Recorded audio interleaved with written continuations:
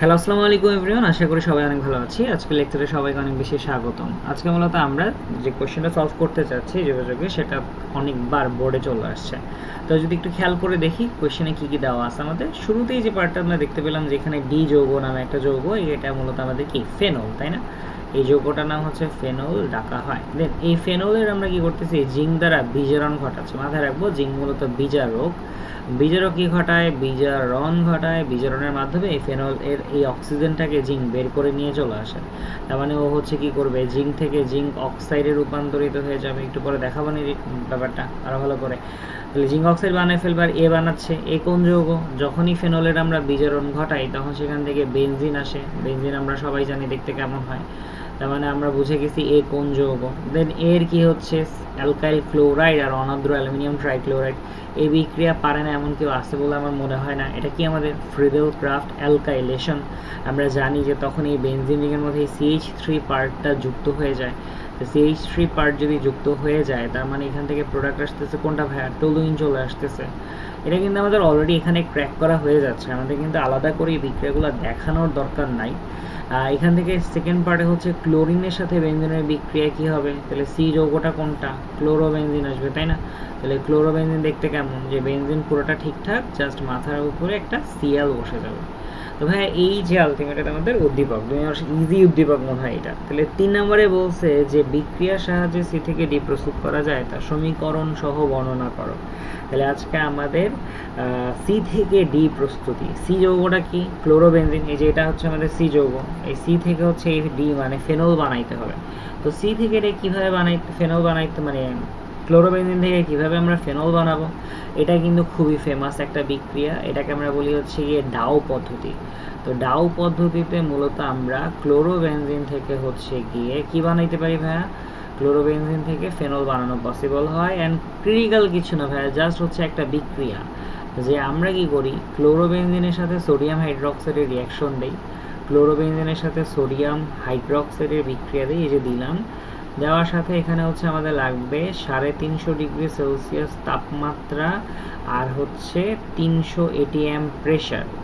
300 ATM বা atmospheric pressure যখন আমরা দিব, তখন ফার্স্ট স্টেপে হচ্ছে সোডিয়াম ফিনক্সাইড আয়ন তৈরি হয়। কি হয় বললাম? সোডিয়াম ফিনক্সাইড। ইট মিনস হচ্ছে এখানে ও বসবে অ্যান্ড দেন এখানে Na আসবে। এই যৌগটার নাম হচ্ছে সোডিয়াম ফেনক্সাইড। জাস্ট একটা বিক্রিয়া, মুখস্থ করে ফেললে ভালো হয়। যদি এখানে একটা মজার ব্যাপার হচ্ছে, ফেনল তো তোমাদের ফুল সিলেবাসে ছিল না, বিশেষ করে আমরা যদি 23-এর কথা বলি। এর পরবর্তী ব্যাচে যারা আছে তাদের জন্য আছে, 23-এর জন্য নাই। তো এখান থেকে তাও একটা বিক্রিয়া, যেহেতু তোমাদের মানে অ্যারাইল হ্যালাইড আছে, ক্লোরোবেনজিনের টপিকটা আছে, এই জন্য তোমার এটা দেখে রাখা উচিত। তাহলে সেই সোডিয়াম ফেনক্সাইডের সাথে যখন ভাই আমরা কি করি, পানি দ্বারা আর্দ্র বিশ্লেষণ করি, না সরি HCl দ্বারা আর্দ্র বিশ্লেষণ করি, মানে অ্যাসিড একটা ইউজ করি, সেখান থেকে আলটিমেটলি দেখা যায় এই যে ক্লোরিন এবং সোডিয়াম, এই দুজন হচ্ছে বের হয়ে যাবে। এখানে থাকা সোডিয়াম, এখানে থাকা ক্লোরিন, এই দুইটা বের হয়ে চলে যায়, আর এইচ হচ্ছে অক্সিজেনের জায়গায় বসে যায়। ব্যাপারটা কি ঘটতেছে আই গেস তোমরা ফিল করতে পারতেছো। ওয়েট আ মিনিট, আমি একটু এইগুলাটা সাইড করে নিই। তো এখান থেকে যে জিনিসটা ঘটতেছে ভাইয়া, সেটা হচ্ছে এই পার্টে তাহলে কি তৈরি হবে? অবভিয়াসলি আমরা বুঝতে পারি এখানে কেন, অবভিয়াসলি আমরা বুঝতে পারি যেখান থেকে বাকিটা ফেনলি আসতে যাচ্ছে। তাহলে এখানে এটা দিয়ে আমরা হচ্ছে OH দিয়ে দিলাম। তাহলে এই ছিল আমাদের কোন যৌগ? তারা কি বলছিল? সি থেকে ডি বানাও। তাহলে এটা ছিল আমাদের সি যৌগ আর এটা ছিল আমাদের ডি যৌগ। জাস্ট একটা বিক্রিয়ার মাধ্যমে আমরা দেখাই দিলাম। এটা যথাসম্ভব আমাদের ফেনলের বাণিজ্যিক উৎপাদনের পদ্ধতি। ক্লোরোবেনজিন থেকে আমরা ফেনল বানাই দেখাইছি। আশা করি ডান। 3 মার্কের কোয়েশ্চেন, খুবই ছোট আসছে এটা। বি এর বলয়ের উপর প্রতিস্থাপকটি প্রভাব বিস্তার করে। বি হচ্ছে আমাদের টলুইন, আর টলুইনের মাথার উপর প্রতিস্থাপক ছিল মিথাইল মূলক। কেমন ধরনের প্রভাব ফেলতেছে সেটাই মূলত তারা আমার কাছে জানতে চাইছে বা আমাদের কাছে জানতে চাইছে। তো আমরা কিন্তু এখানে জানি এটা মূলত আমাদের দেখাইতে হবে যে টলুইনের মধ্যে থাকা মিথাইলমূলক ওরিয়েন্টেশন কিভাবে ঘটায়। তো আজকে আমরা যদি একটু দেখি, এখানে কিন্তু একটা বিশেষ ধরনের ইফেক্ট কাজ করে, সেটাকে আমরা বলি হচ্ছে কি যেন বলো, হাইপার কনজুগেশন ইফেক্ট, অথবা হচ্ছে বন্ধনবিহীন রেজোনেন্স ঘটে। আজকে এই যে যৌগটা ছিল বা এই যৌগটা যেটা আমরা এখন তুললাম, তোলার পরে আলটিমেটলি কি হচ্ছে বলো, এই যৌগটার মধ্যে হচ্ছে আজকে মিথাইলমূলক অর্থপ্যারা নির্দেশক হয়ে যায়। অর্থপ্যারা নির্দেশক কিভাবে হয় আমরা বলি, এখান থেকে আমাদের যে কনসেপ্ট বলা হয় যে কার্বন যে কোনো একটা হাইড্রোজেনের সাথে তার বন্ধনের উভয় ইলেকট্রন নিয়ে এই বেনজিন রিংয়ে পুশ করে, তাই না? বেনজিন রিংয়ে করে পুশ করে বা বেনজিন রিংয়ে দিয়ে দেয়। যোগটাকে আসলে এইভাবে দেখাতে হবে যদি আমরা এই জিনিসটাকে এভাবে ডিটেলসে বোঝাতে চাই যে বেনজিনে আলটিমেটলি কী থাকে ভাইয়া, 3টা পাই বন্ধন থাকে। এই পুরো গোলা দ্বারা আমরা তো তাই বুঝি।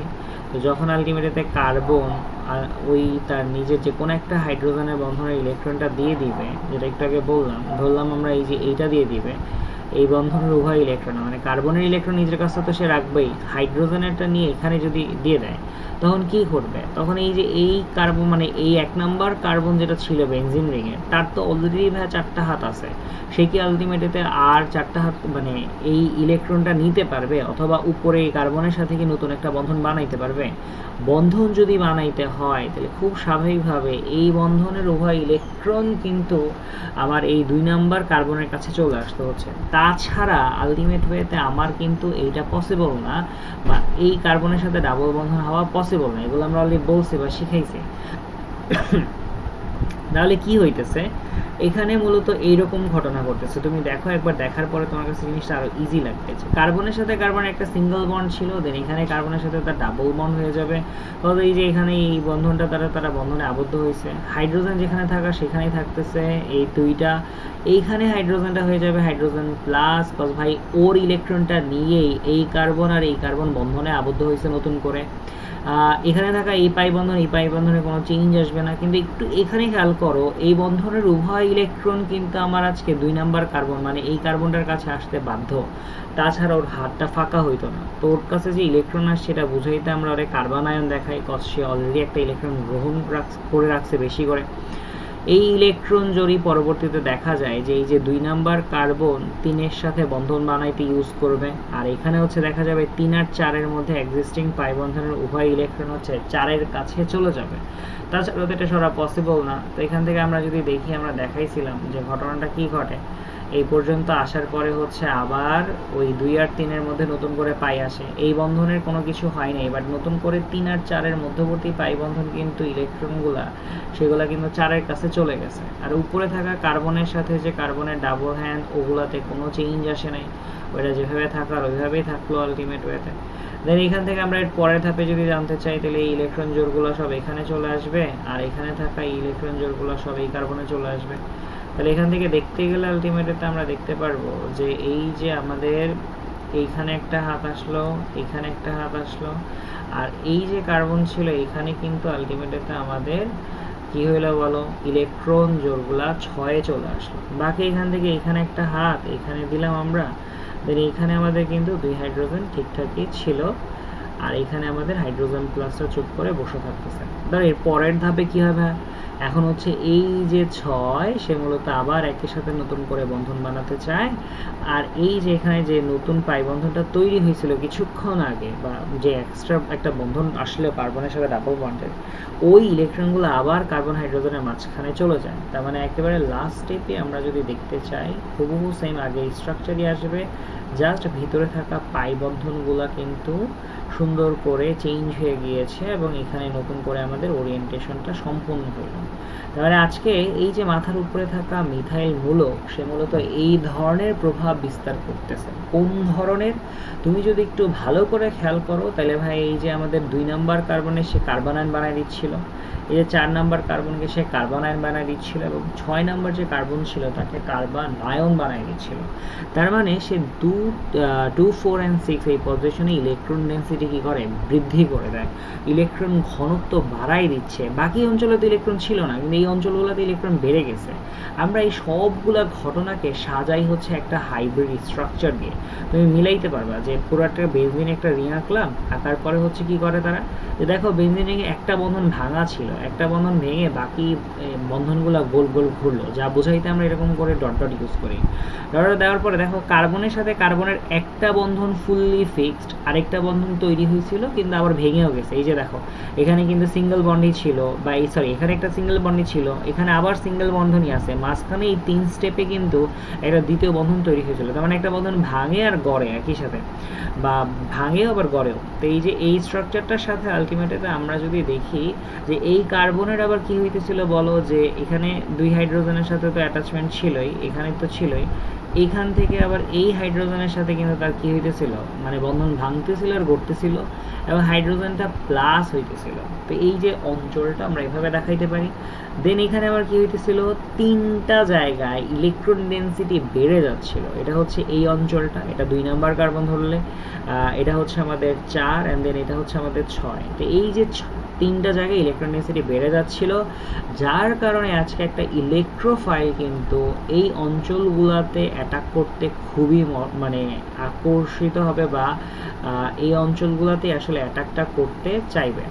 তো খুব স্বাভাবিকভাবে আমরা বলতে পারি যে এই যে টলুইন ছিল, এই টলুইন যৌগের মাথার উপরে বসে থাকা এই মিথাইল গ্রুপটা মূলত এই বেনজিন রিংয়ের সক্রিয়তা বৃদ্ধি করে, এবং সক্রিয়তা বৃদ্ধি করার কারণে দেখা যায় হচ্ছে 2, 4, 6 পজিশনে ইলেকট্রন ডেনসিটি বেড়ে যায়, যার কারণে আমরা কি বলি যে মিথাইল মূলকটা মূলত অর্থপ্যারা নির্দেশক গ্রুপ হিসেবে কার্যকর হয়। তাহলে আমরা বলি যে সক্রিয়তা বৃদ্ধিকারী গ্রুপ বৃদ্ধি করতেছে এবং অর্থপ্যারা নির্দেশক হিসেবে কাজ করতেছে। তো এই ছিল ভাইয়া ওভারঅল। তোমাকে কিন্তু এই 4 নম্বরের কোয়েশ্চেনটা অ্যান্সার করার সময় এই ওরিয়েন্টেশনটা দেখাইতে হবে। এটাকে ওরিয়েন্টেশন বলি আমরা, যে টলুইনের বেনজিন রিংয়ে মিথাইল মূলকের প্রভাব এবং ওরিয়েন্টেশনটা কীভাবে ঘটে। আশা করি তোমরা বুঝতে পেরেছো যে এই যে কোয়েশ্চেন ছিল আমাদের, যে বিয়ের বলের উপর প্রতিস্থাপকটা প্রভাব বিস্তার করে কীভাবে করে, সেটা কিন্তু আমরা দেখলাম। তো আশা করি এটা বুঝতে পেরেছি এই টপিকটা। সবাই পর্যন্ত ভালো থাকো। কোনো কোয়েশ্চেন থাকলে কমেন্ট সেকশনে আমাকে জানিও। আসসালামু আলাইকুম।